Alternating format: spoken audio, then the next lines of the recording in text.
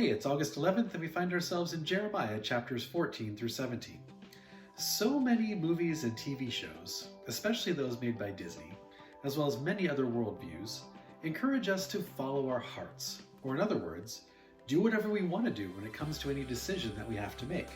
After all, how can we be wrong? But according to God, that is the worst thing we can do, as we'll see in today's passage. In chapter 14, God and Jeremiah are having a conversation. God has allowed a drought to affect Judah because of their sin. Jeremiah acknowledges Judah has sinned, but asks God to bring an end to the drought anyway, knowing that God is powerful enough to do so.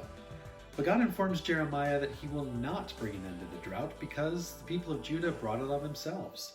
God also tells Jeremiah not to pray for the people. God then points out that Judah's prophets are saying whatever they want to say, not what God would have them say. So because the false prophets were saying that sword and famine would not come upon the land, God would allow the prophets to die by sword and famine. But again, this grieves God deeply to have his people suffer. He takes no pleasure in this at all. Jeremiah then asks God if he has completely rejected Judah. In chapter 15, God says he has rejected this generation of Judah because of their sin, which began under the leadership of Manasseh, who was King Hezekiah's wicked son. Jeremiah asks not to be included in Judah's punishment, since he has been faithful to God's calling. And God agrees not to include Jeremiah if he continues to speak God's words to the people.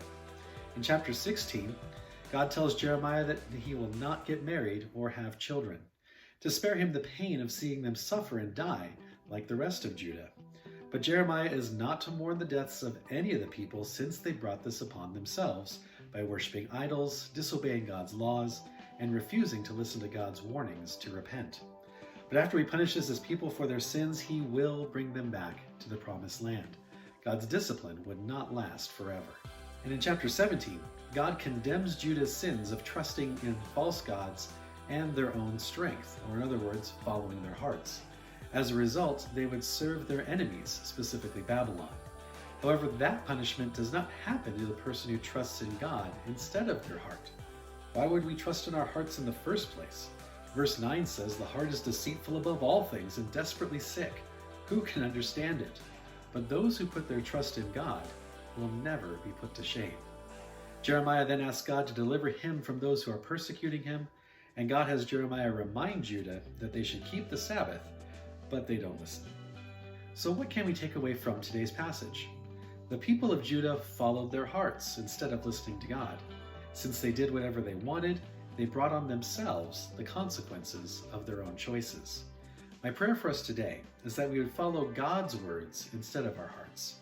God delivers, blesses, and honors those who live according to his word. We can always trust his heart for us. If you haven't done so already, please download our Through the Bible reading plan at asperrycommunitychurch.org/throughthebible. Thanks for watching, and I hope to see you again soon.